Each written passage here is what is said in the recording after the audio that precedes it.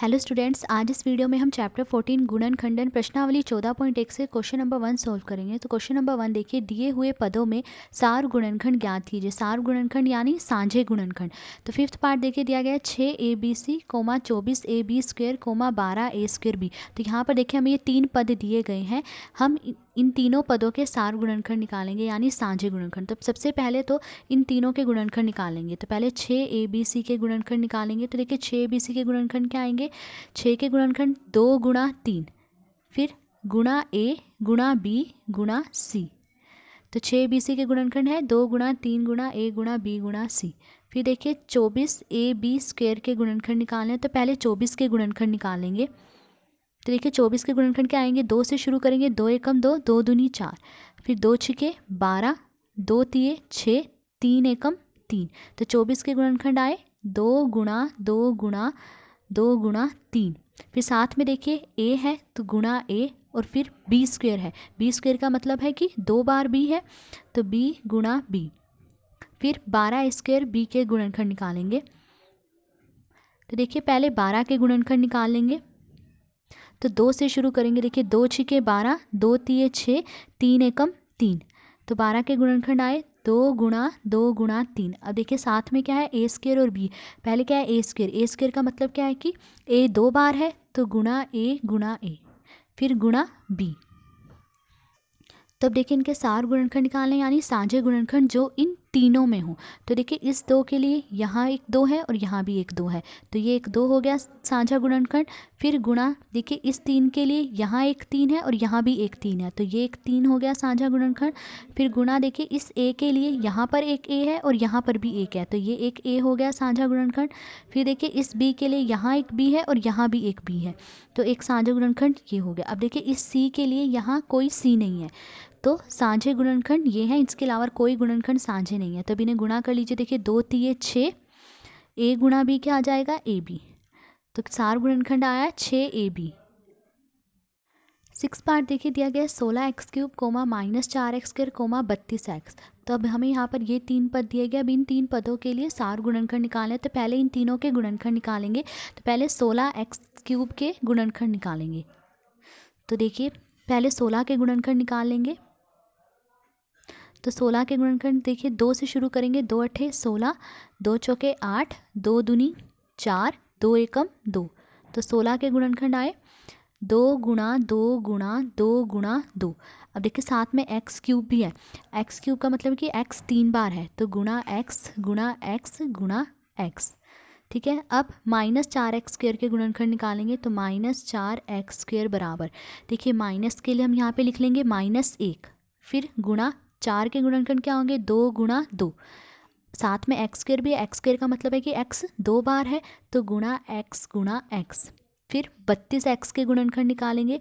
तो पहले 32 के गुणनखंड निकाल लेंगे। तो देखिए 32 के गुणनखंड निकालने तो 2 से शुरू करेंगे, 2 एकम 2, 2 छिके 12, 2 अट्ठे 16, 2 चौके 8, 2 दूनी 4, 2 एकम 2। तो 32 के गुणनखंड ये आए 2 गुणा 2 गुणा 2 गुणा 2 गुणा 2। ठीक है। अब साथ में देखिए x भी है, तो गुणा x। तो 32x के गुणनखंड है ये। तो अब देखिए इनके सार गुणनखंड निकालने यानी साझे गुणनखंड जो इन तीनों में हो। तो देखिए इस 2 के लिए यहाँ पर एक 2 है और यहाँ पर भी एक 2, तो एक ये 2 हो गया साझा गुणनखंड। फिर गुणा, फिर देखिए इस 2 के लिए यहाँ पर एक 2 है और यहाँ पर ये 2 है, तो ये भी हो गया साझा गुणनखंड।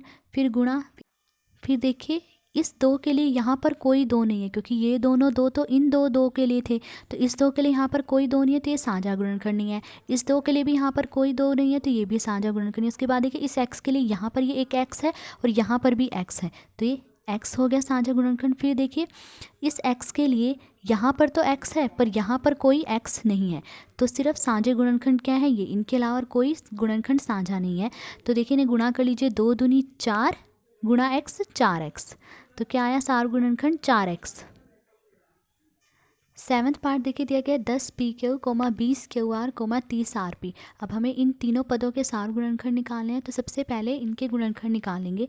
तो पहले 10pq के गुणनखंड निकालेंगे। तो देखिए पहले 10 के गुणनखंड निकाल लीजिए। 2 से शुरू करेंगे, 2 पंजे 10, 5 2 से नहीं कटता, 5 5 से कटता है, 5 एकम 5, तो 10 के गुणनखंड आए 2 गुणा 5, साथ में देखिए पी क्यू है तो गुणा पी गुणा क्यू, तो 10 पी क्यू के गुणनखंड ये आए। अब 20 क्यू आर के गुणनखंड निकालने हैं, तो देखिए पहले 20 के गुणनखंड निकालेंगे, तो 2 से शुरू करेंगे, 2 एकम 2 0, 2 पंजे 10, 5 एकम 5, तो 20 के गुणनखंड आए 2 गुणा 5, साथ में देखिए क्यू आर है तो गुणा क्यू गुणा आर। अब 30 आर पी के गुणनखंड निकालेंगे, तो देखिए पहले 30 के गुणनखंड निकाल लेंगे, तो 2 से शुरू करेंगे, 2 एकम 2, 2 पंजे 10।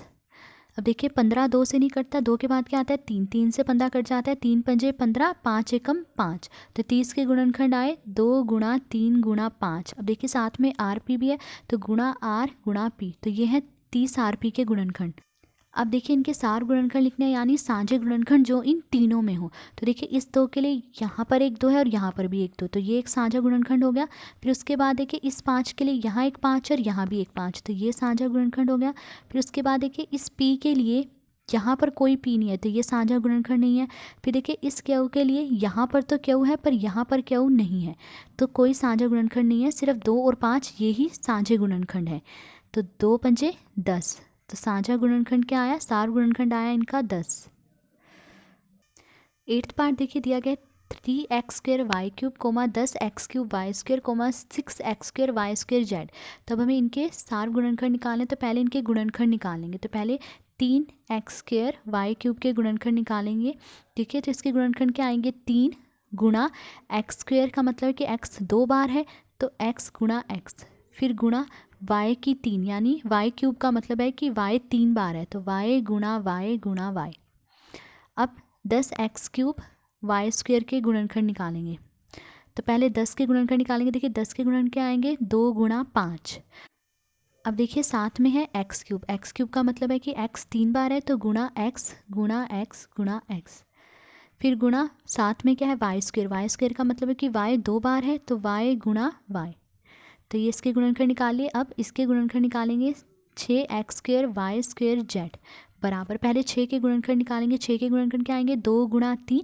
देखिए साथ में x² है, x² का मतलब है कि x 2 बार है तो गुणा x गुणा x, फिर वाई स्क्वेयर है, वाई स्क्वेयर का मतलब है कि y 2 बार है तो y गुणा y, और साथ में क्या है z तो गुणा z। तो अब देखिए इनके सार गुणनखंड निकालें, यानी साझे गुणनखंड जो इन तीनों में हो, तो देखिए इस 3 के लिए यहाँ पर कोई 3 नहीं है तो ये साझा गुणनखंड नहीं है। अब देखिए इस x के लिए यहाँ पर ही एक x है और यहाँ पर भी एक x है, तो एक x हो गया सार गुणनखंड। फिर गुणा देखिए इस x के लिए यहाँ पर ये एक x है और यहाँ पर भी एक x है, तो ये x हो गया साझा गुणनखंड। फिर गुणा इस y के लिए देखिए यहाँ पर एक y है और यहाँ पर भी एक y है, तो ये y हो गया साझा गुणनखंड। फिर देखिए इस y के लिए यहाँ पर एक y है और यहाँ भी एक y है, तो ये एक साझा गुणनखंड हो गया। अब देखिए इस y के लिए यहाँ पर कोई y नहीं है, तो सिर्फ यही साझे गुणनखंड है, इनके अलावा कोई साझे गुणनखंड नहीं है। तो अब देखिए इन्हें गुणा कर लीजिए, x गुणा x, x को x से गुणा करेंगे क्या आएगा x², y को y से गुणा करेंगे क्या आएगा y², तो गुणा करने पर आ रहा है x² y², तो सार गुणनखंड आया इनका x² y²। तो आज इस वीडियो में हमने क्वेश्चन नंबर 1 सोल्व करा। अगर आपको वीडियो पसंद आई हो तो please like share and subscribe. Thank you.